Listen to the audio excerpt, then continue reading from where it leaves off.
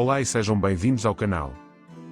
Antes do vídeo começar, não se esqueça de se inscrever no canal e deixar o like.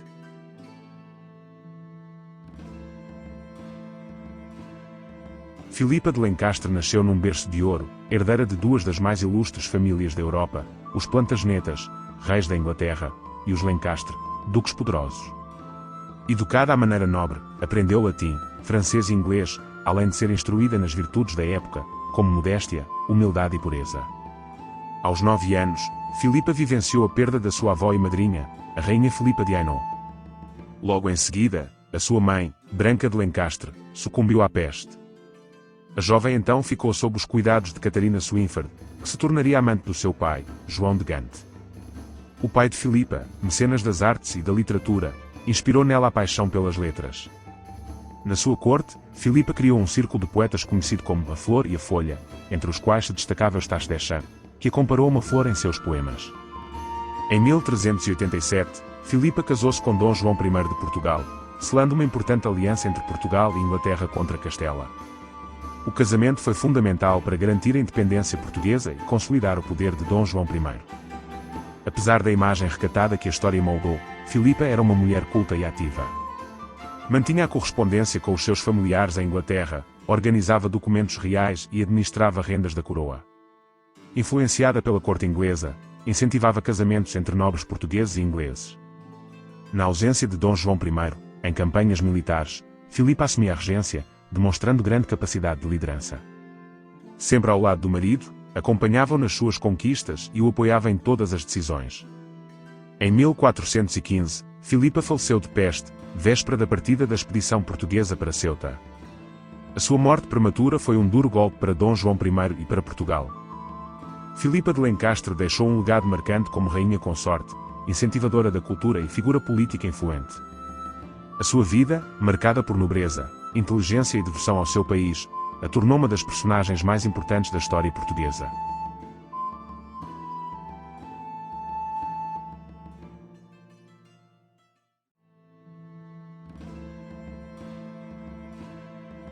Leonor de Aragão, nascida em 1402, era filha do rei Fernando I de Aragão e Leonor Urraca de Castela.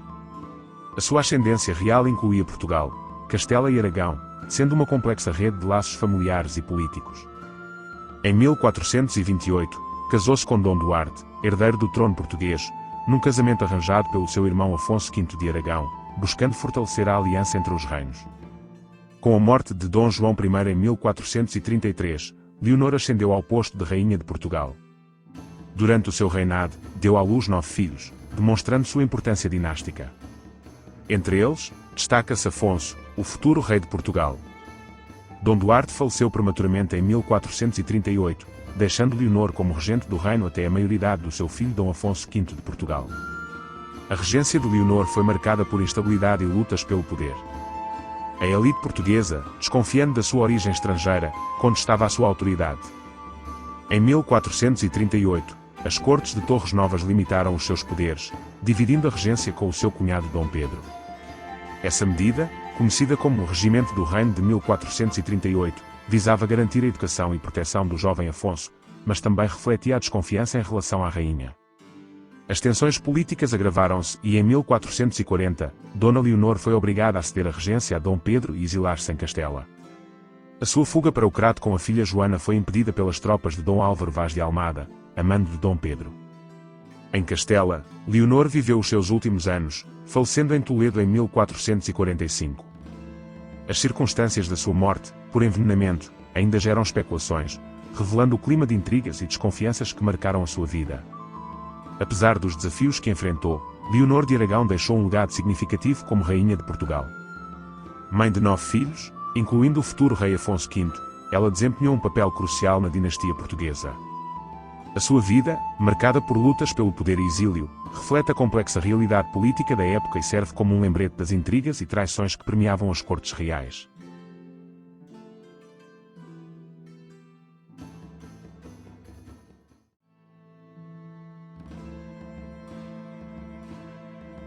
Dona Isabel, nascida a 1 de março de 1432, era filha do infante Dom Pedro de Portugal, primeiro Duque de Coimbra, e de Dona Isabel de Urgel. Desde cedo, viveu na corte do pai, onde conheceu e se apaixonou pelo seu primo, Dom Afonso V, com quem se casaria a 6 de maio de 1448. O casamento de Dona Isabel e Dom Afonso V foi marcado por um profundo amor e cumplicidade. No entanto, a vida da rainha foi marcada por um grande sofrimento, com a morte do seu pai Dom Pedro, na Batalha de Alfarrobeira em 1449. Este evento trágico, resultado de uma intriga política conspirada pelo primeiro Duque de Bragança, abalou profundamente Dona Isabel, mas não diminuiu o amor e a confiança que ela nutria pelo seu rei. Apesar da dor, Dona Isabel cumpriu com devoção o seu papel de rainha consorte.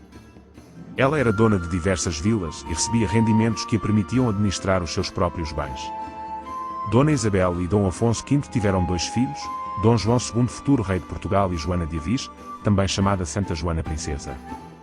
Dona Isabel faleceu jovem, a 2 de dezembro de 1455 aos 23 anos. A sua morte precoce foi um duro golpe para Dom Afonso V e para todo o reino. Apesar da sua vida curta, Dona Isabel deixou um legado importante como rainha, esposa e mãe.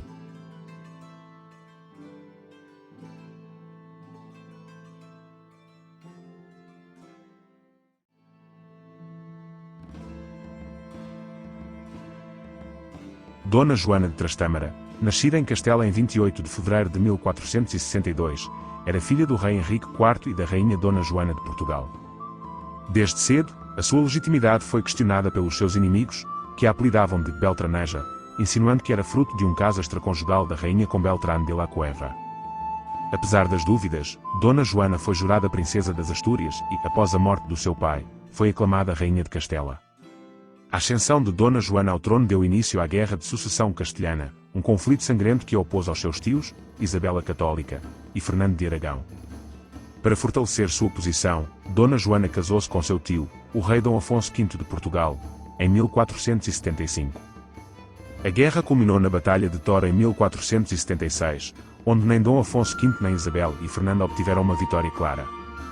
Em 1479, o Tratado das Alcáçovas colocou fim ao conflito. Dona Joana renunciou ao trono de Castela em troca de uma pensão e da promessa de um casamento vantajoso. Dona Joana recusou-se casar com o príncipe João de Aragão, conforme estipulado no tratado, e preferiu retirar-se para conventos em Portugal.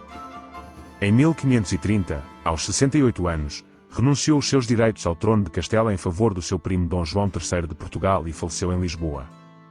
Dona Joana de Trastâmara foi uma figura complexa e controversa na história da Península Ibérica. A sua vida foi marcada por lutas pelo poder, intrigas políticas e exílio. Apesar das adversidades, ela nunca desistiu dos seus direitos ao trono de Castela e manteve-se fiel à sua fé e à sua casa real. Hoje, Dona Joana é lembrada como a Excelente Senhora, um título que reflete sua dignidade, força de caráter e devoção à sua causa.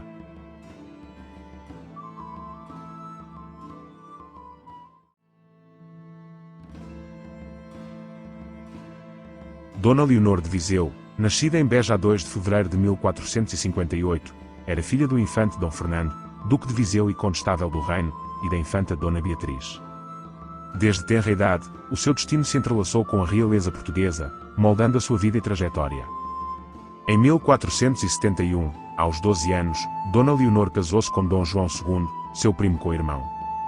A união, arranjada pelo rei Dom Afonso V, foi marcada por amor e compreensão mútua, mesmo após a ascensão de Dom João ao trono em 1481.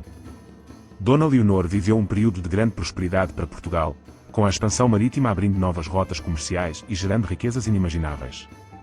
A rainha, conhecida por sua generosidade e piedade, tornou-se a mulher mais rica da Europa, administrando com sabedoria os seus bens e os da Casa das Rainhas. Apesar da fortuna, Dona Leonor era modesta e austera. Dedicava-se à caridade, fundando e apoiando instituições de apoio aos mais necessitados. Foi a grande impulsionadora da criação das Misericórdias em Portugal, instituições pioneiras na assistência social. Em 1495, com a morte de Dom João II, Dona Leonor tornou-se rainha viúva.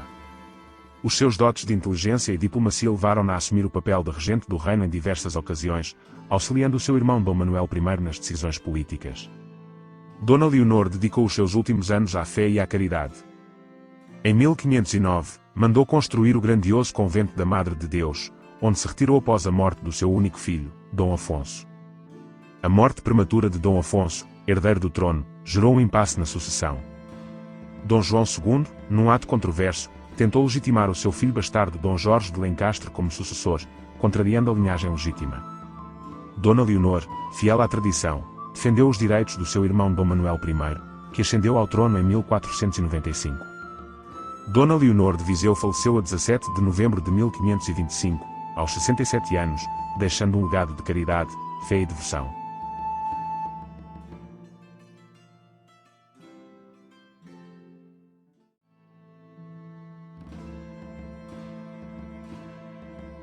Dona Isabel de Aragão e Castela nasceu em Duenhas, Valladolid, no dia 2 de outubro de 1470. Era a filha mais velha dos reis católicos, Isabel de Castela e Fernando de Aragão. O seu nascimento ocorreu num período de grande instabilidade política, marcado pela guerra de sucessão castelhana entre a sua mãe e o tio materno, Henrique IV. Ao contrário do que era comum para meninas da época, Dona Isabel recebeu uma educação rigorosa, tendo sido entregue a um nobre para a sua formação. Em 1479, aos 9 anos, foi prometida em casamento ao herdeiro do trono português, o infante Dom Afonso. Em 1490, Dona Isabel casou-se com Dom Afonso. A união visava fortalecer a paz entre os reinos ibéricos e também serviria como instrumento de espionagem para Castela. Após a morte de Dom João II em 1491, Dom Afonso tornou-se rei de Portugal. A felicidade do casal, no entanto, foi breve. Dom Afonso faleceu em 1491, vítima de um acidente equestre. Em 1497, Dona Isabel casou-se com Dom Manuel I, o novo rei de Portugal. Este casamento também foi arranjado pelos reis católicos, com o objetivo de manter a aliança entre Portugal e Castela. A 23 de agosto de 1498, Dona Isabel deu à luz o príncipe Dom Miguel, herdeiro dos reinos de Portugal e Castela. Tragicamente, Dona Isabel faleceu poucas horas após o parto, vítima de hemorragias. A morte de Dona Isabel aos 28 anos representou um duro golpe para Dom Manuel I e para as aspirações de união das coroas ibéricas. O infante Dom Miguel, o filho do casal, também faleceu no seu primeiro ano de vida, levando consigo o sonho da união peninsular. Dona Isabel de Aragão e Castela é lembrada como uma mulher inteligente, culta e de grande força de vontade, que teve um papel importante na história de Portugal e Espanha.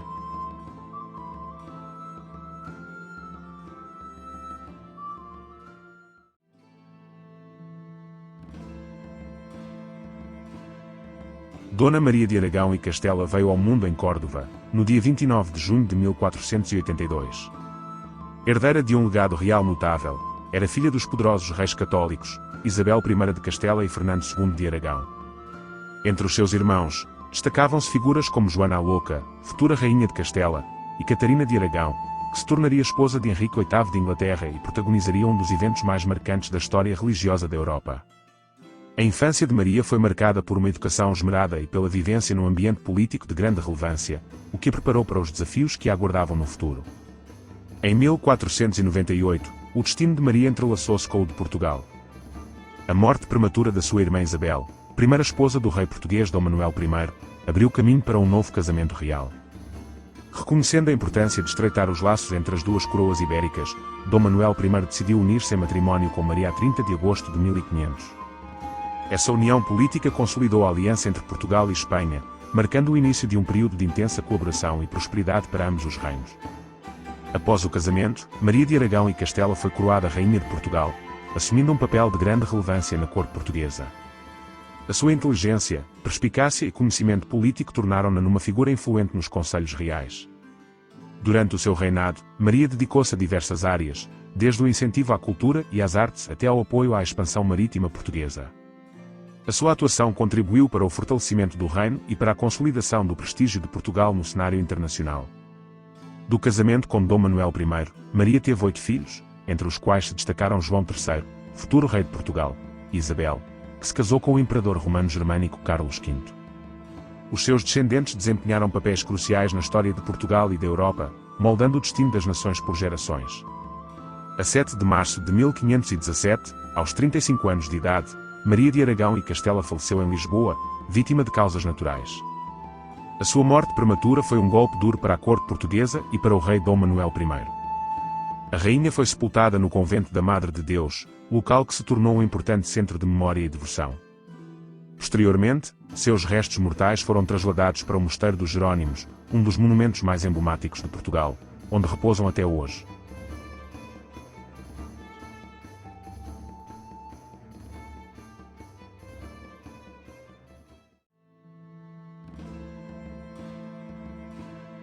Leonor de Áustria, nascida em Louvain, na Bélgica, no dia 15 de novembro de 1498, era filha de Filipe o Belo e Joana a Louca.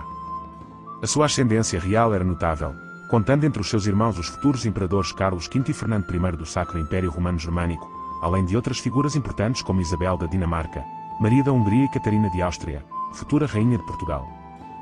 Desde cedo, Leonor foi prometida em casamento ao herdeiro do trono português, o futuro Dom João III.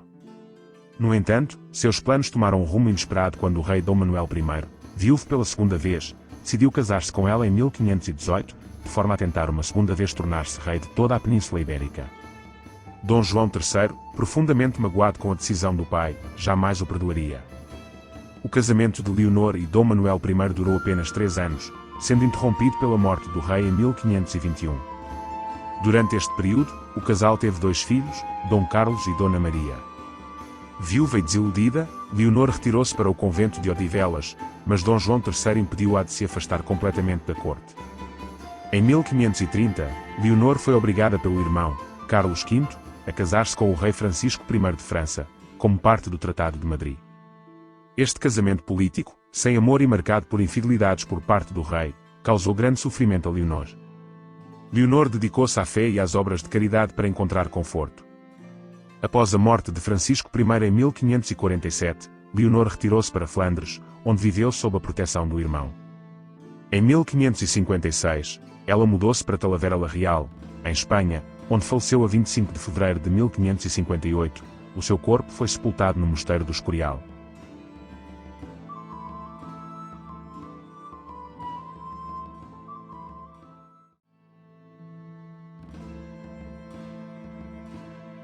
Catarina de Áustria veio ao mundo em Córdoba, no dia 25 de novembro de 1507, era filha de Filipe o Belo e Joana a Louca. Entre os seus irmãos, destacavam-se os futuros imperadores Carlos V e Fernando I, além de outras figuras importantes como Isabel da Dinamarca, Maria da Hungria e Leonor de Áustria, que a precederia como rainha de Portugal. A vida de Catarina foi marcada por eventos turbulentos desde a tenra idade. Após a morte do seu pai em 1506, a sua mãe Joana foi considerada mentalmente instável e encontrou refúgio nas muralhas de Tordesilhas. Catarina, então com apenas 9 anos, acompanhou a mãe, vivendo confinada com ela por longos anos. Somente em 1523, aos 16 anos, ela seria libertada por intervenção do seu irmão Carlos V, assumindo um papel mais ativo na vida política da época. A 5 de fevereiro de 1525, Catarina de Áustria casou-se com o rei Dom João III de Portugal. Este casamento selou uma importante aliança entre as casas reais de Portugal e Espanha, consolidando a posição de Portugal no cenário europeu. Catarina foi coroada rainha consorte de Portugal, assumindo um papel de grande relevância na corte portuguesa. Catarina exerceu grande influência sobre o governo de Dom João III. A sua inteligência, perspicácia e conhecimento político tornaram-na uma conselheira de confiança para o rei. Ela participou ativamente nas decisões políticas do reino, defendendo os interesses de Portugal e da dinastia Habsburgo. Após a morte de Dom João III em 1557, Catarina assumiu a regência do reino em nome do seu neto, o jovem Dom Sebastião. Durante a regência, que se estendeu até 1562, Catarina demonstrou grande capacidade de liderança e habilidade política. Ela enfrentou diversos desafios, incluindo conflitos religiosos e instabilidade social, mas conseguiu manter a paz e a prosperidade no reino. Catarina de Áustria era uma estrategista política astuta. Ela utilizou os casamentos dos seus filhos para fortalecer ainda mais a dinastia Habsburgo. A sua filha, Maria Manuela, casou-se com Filipe II de Espanha, consolidando a união das coroas ibéricas. Já o seu filho, o príncipe Dom João, casou-se com Joana da Áustria, filha de Carlos V, unindo ainda mais as famílias reais. Catarina de Áustria faleceu em Lisboa no dia 31 de dezembro de 1577, aos 70 anos de idade. A sua morte foi profundamente sentida pelo povo português e pela corte real. Ela deixou um legado de grande importância para Portugal, tendo contribuído para o fortalecimento do reino e para a consolidação da dinastia Habsburgo.